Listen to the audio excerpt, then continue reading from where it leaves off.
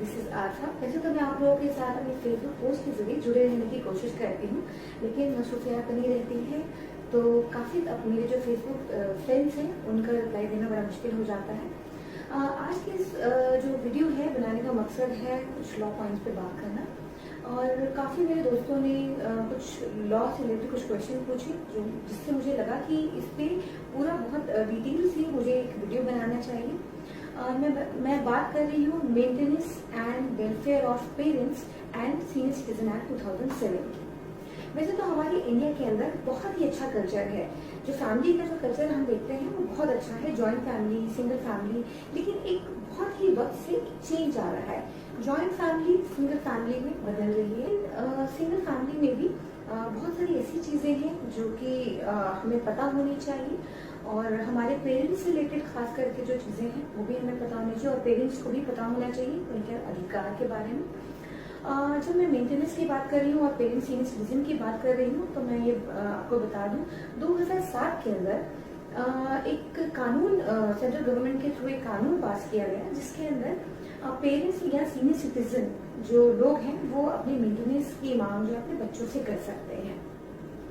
और आपको मैं बता दूं पेरेंट्स की डेफिनेशन और जो मेंटेनेंस की डेफिनेशन जो मैं बताऊंगी, थोड़ा सा इसका जो रिव्यू है वो मैं आपको बताऊंगी कि ये मेंटेनेंस किस तरीके से किन लोगों पर, और इसका प्रोसीजर क्या है, कहाँ हम इसको अप्लाई कर सकते हैं, या हमें मेंटेनेंस कितना मिल सकता है, ये सारी बातों पर मैं बात करूंगी। सबसे पहली बात ये कि जब 2005-06 में जब एक सोशल मुद्दा जब उभर के सामने आया था, तो 2007 में सेंट्रल गवर्नमेंट को ये कानून पास करना पड़ा। बात ये कि पेरेंट्स की डेफिनेशन क्या है। पेरेंट्स की डेफिनेशन है कि जो पेरेंट्स अपने आप को मेंटेन करने में सक्षम नहीं है, या जो पेरेंट्स सीनियर सिटीजन है, यानी कि हमारी लॉ में जो डिफाइन किया गया है वो 60 साल से जो अधिक उम्र के जो लोग हैं वो सीनियर सिटीजन कहलाते हैं। तो जो सीनियर सिटीजन लोग हैं वो भी अपने बच्चों से मेंटेनेंस ले सकते हैं। तो अब हम बात करेंगे कि जो पेरेंट्स हैं वो पेरेंट्स की डेफिनेशन क्या है। पेरेंट्स की डेफिनेशन है वो आपके बायोलॉजिकल फादर हो सकते हैं, फादर मदर हो सकते हैं, यानी कि आपके अपने माता पिता, आपके एडॉप्टिव पेरेंट्स हो सकते हैं जिन्होंने आपको अडॉप्ट किया है, गोद लिया है, या आपके स्टेप फादर मदर हो सकते हैं जो आपके सौतेले माता पिता हैं, वो भी आपसे लीगल राइट की मांग कर सकते हैं। है ना, ये कुछ इस तरीके के अधिकार जो कि जिनसे हम वंचित रहते हैं।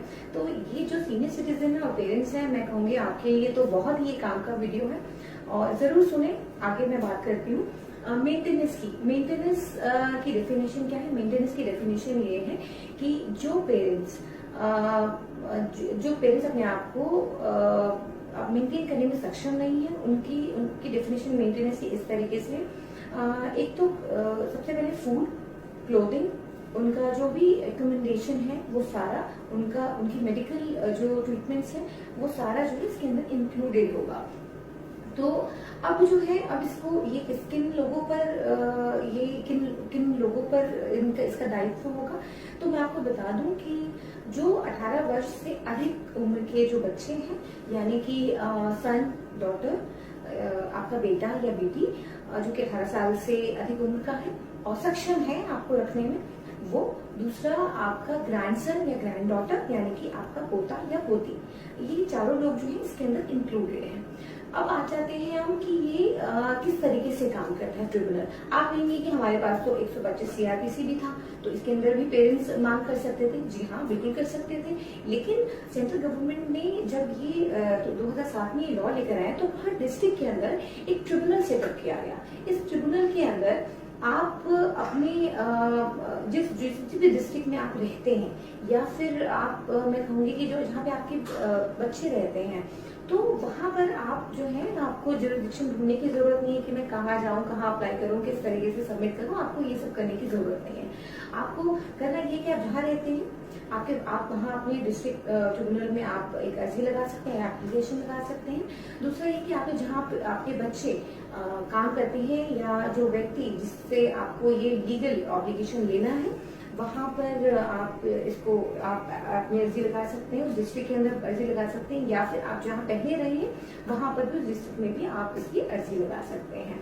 अब बात करते हैं मेंटेनेंस की। जैसे कि मैंने पहले बताया कि मेंटेनेंस में फूड, क्लोथिंग और आपका जो रेजिडेंस और आपकी मेडिकल फैसिलिटी जो कि इसके अंदर इंक्लूड है वो आपको दी जाएगी। अगर कोई बच्चा ऐसा नहीं करता, यानी कि मैं कहूंगी कि जो बच्चा सक्षम है आपको रखने में और वो आपको बल्कि अपनी लीगल ऑब्लिगेशन निभाने की बजाय वो आपको किसी ऐसी जगह छोड़कर आ जाता है, तो ये मैं आपको बता दूं, ध्यान सुनिएगा, ये लीगल ऑफेंस है।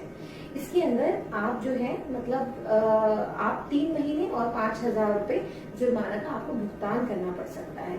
इसलिए ध्यान रखिए, ऐसी गलती ना करें।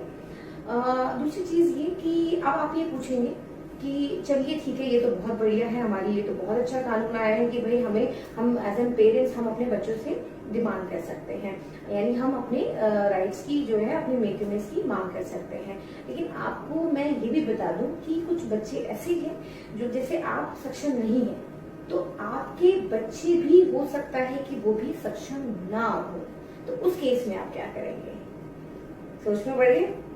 तो उस केस के अंदर हमें सेंट्रल गवर्नमेंट ने ये कहा है कि हर एरिया के अंदर एक ओल्ड एज होम बनाया जाए और उस एक ओल्ड एज होम की कैपेसिटी जो होगी वो 150 लोगों की होगी, यानी 150 लोगों की कैपेसिटी का एक ओल्ड एज होम जो है वो हर डिस्ट्रिक्ट के अंदर होना चाहिए। लेकिन जब आप कहते हैं ना वो जब आप ग्राउंड जीरो पे जाते हैं तो आपको ये चीजें नहीं मिलती। मतलब अगर मैं जाऊंगी अपने डिस्ट्रिक्ट के अंदर देखूंगी कि कहीं कोई ओल्ड एज होम है, तो शायद कई डिस्ट्रिक्ट के अंदर इस तरीके के ओल्ड एज होम नहीं है। अब हम बात करते हैं ट्रिब्यूनल्स की।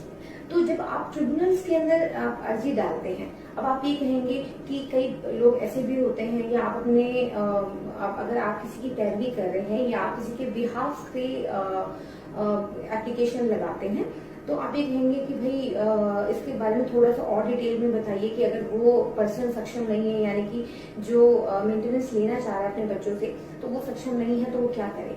तो इस केस के अंदर जैसे मान लीजिए, मैं थोड़ा सा और डिटेल में इसके अंदर जाना चाहूंगी।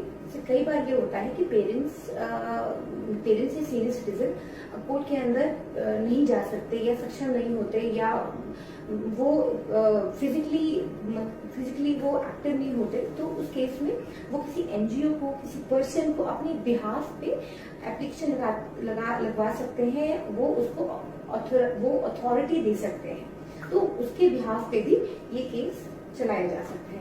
और कई बार ऐसा भी होता है कि कोर्ट अगर देखती है, आपने अर्जी लगाई, कोर्ट अगर देखती है कि ये पर्सन जो है सक्षम नहीं है कोर्ट आने में, तो वो भी सुओ मोटो, यानी कि वो खुद से एक कॉग्निजेंस लेती है, वो खुद से उस केस को चला सकती है। तो इसमें भी जो है आपको बहुत ही रियायत है, आप बहुत अच्छे तरीके से इसको परस्यू कर सकते हैं। अब दूसरी बात ये कि अब आप ये कहेंगे कि अब इसका प्रोसीजर क्या है।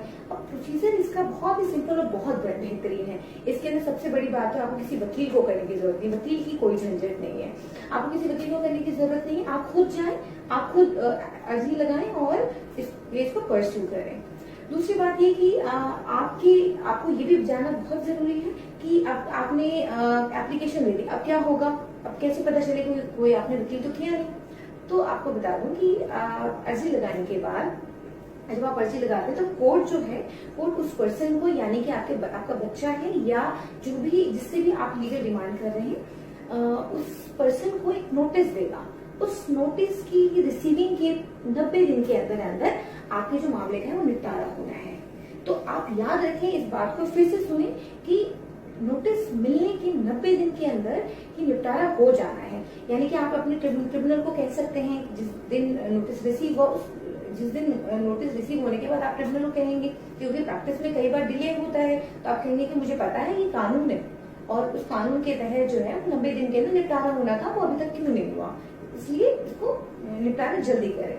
दूसरी बात, इन बिटवीन जो आपका ट्रायल चल रहा होगा, तो उसी बीच में आप जो है आप मांग कर सकते हैं किस चीज की, मेंटेनेंस की, कि आप जो है एक और अर्जी लगा सकते हैं कि मुझे इस बीच में कुछ मिलना चाहिए, मुझे मेंटेनेंस कुछ दिया जाए, तो उस बीच में भी आपको मेंटेनेंस मिल सकता है, ट्रिब्यूनल आपको आपके फेवर में ऑर्डर कर सकती है। इसके बाद आ जाते हैं कि इसके बाद और क्या चीजें हैं कि किस तरीके से और ट्रिब्यूनल काम करेगा। जैसे मान लीजिए आप ये कहेंगे कि हमने ठीक है अर्जी लगा दी और वो पेश नहीं होता कोर्ट के सामने या ट्रिब्यूनल में नहीं आता, तो उस केस में क्या करें?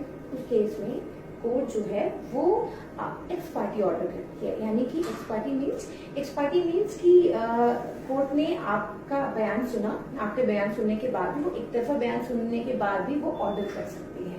तो उसको ये राइट है कि एक तरफा भी ऑर्डर कर सकती है अगर दूसरी पार्टी अगर नहीं आती तो। अब आगे अगर आप कहेंगे कि मैं तो संतुष्ट नहीं हूँ या आप जो सामने वाली पार्टी है वो संतुष्ट नहीं है ट्रिब्यूनल के ऑर्डर से, तो अब क्या करें? तो अब इसके बाद ट्रिब्यूनल के ऊपर भी एक अपीलिंग ट्रिब्यूनल होता है, उसके अंदर आप लोग जा सकते हैं। अब आप मुझसे ये पूछेंगे कि चलिए आपने इतना तो बता दिया, इतना तो ज्ञान बांट दिया आपने, लेकिन अब आप मुझे ये और बता दें कि जो हमें मेंटेनेंस मिलेगा वो मिलेगा कितना, मतलब हमें जो गुजारा भत्ता मिलेगा अपने बच्चों से वो कितना मिलेगा। तो मैं आपको बता दूं कि मैक्सिमम 10,000 तक गुजारा भत्ता मिल सकता है, कोर्ट ऑर्डर कर सकती है, मिनिमम जो भी करेगी कि मैक्सिमम इतना कर सकती है। दूसरा ये, लेकिन इसको वो ये भी मद्देनजर रखती है कि जो बच्चा है, बच्चे के अपने एक्सपेंसेस, अपने खर्चे और उसकी इनकम के हिसाब से वो आपको ऑर्डर करेगी। दूसरी बात आप कहेंगे कि भाई मुझे पता चला है, ऑर्डर होने के बाद मुझे पता चला है कि उसकी तो फला जगह नौकरी लगी है या उसकी अलग सोर्स ऑफ इनकम भी है, तो अब क्या करें? मुझे तो इतना मेंटेनेंस मिल रहा है, मुझे और मिलना चाहिए, तो उसके लिए भी आप अर्जी लगा सकते हैं, कोई बात नहीं है। अब इसके बाद आ जाते हैं कि ऑर्डर हो गया, अब ट्रिब्यूनल ने ऑर्डर कर दिया, लेकिन साल भर से आपको कोई खर्चा नहीं मिला, तो अब क्या करें? सिंपल है, कुछ नहीं करें, ट्रिब्यूनल के सामने जाएं और ट्रिब्यूनल को कहें कि इस डेट से इस डेट को मेरा ऑर्डर हुआ है और इस डेट से लेकर के इस डेट तक का मेरा ये बनता है और इसके ऊपर मुझे इंटरेस्ट दिया जाए। तो कोर्ट डिसाइड करती है 5% से लेकर 18% तक वो जो भी ऑर्डर करेगी आपके फेवर में, जो भी इंटरेस्ट का वो ऑर्डर करेगी वो आपके फेवर में जरूर करेगी। उसके बाद बहुत सारी और ऐसी चीजें हैं जो कि अगर आप और भी जानना चाहते हैं कि किस तरीके से और हम करें, वैसे तो मैंने ऑलमोस्ट सब कुछ बता दिया है मेंटेनेंस एक्ट से रिलेटेड। इसके अलावा मैं ये कहूंगी फाइनली कि हमारे पेरेंट्स ने हमें पाला, पढ़ाया, लिखाया, बड़ा किया, तो हमारी ये लीगल ऑब्लिगेशन नहीं बनती है, हमारी बल्कि मोरल ड्यूटी बनती है कि हम अपने पेरेंट्स को जो ये वृद्धावस्था होती है, इस वृद्धावस्था में जो हमारे पेरेंट्स होते हैं वो हम पे इमोशनली, फाइनेंशियली, फिजिकली वो हम पे डिपेंडेंट होते हैं। तो इस वृद्धावस्था में उनको जो ये एक अच्छी जो फीलिंग है वो दे, अच्छी फीलिंग दे, उनका साथ दे, उनके पास बैठे और उनको ये एहसास कराएं कि ये वृद्धावस्था भी एक इस वृद्धावस्था को भी एंजॉय करें, ना कि आप जो है उनको इस तरीके से सड़क पर छोड़ दें या उनको उनका मेंटेनेंस ना दें। तो मैं यही कहूंगी कि कई बार ऐसा होता है कि हमें जब तक हमारे अधिकार हमें मिल रहे होते हैं तब तक तो ठीक है, लेकिन जब हमें हमारे अधिकार नहीं मिलते तो हमें उसके लिए क्या करना पड़ता है? लड़ना पड़ता है। तो बस आई होप कि मेरी ये वीडियो आपके जरूर काम आई होगी, और अगर आपके नहीं तो आपके जानकारों को जरूर काम आएगी। अगर आपको और भी किसी और टॉपिक पे मुझसे कुछ राय चाहिए तो मुझे इनबॉक्स जरूर करें, या आप चाहते हैं कि इसे थोड़ा सा डिटेल में मैं और वीडियो बनाऊं तो जरूर मुझे लिखें,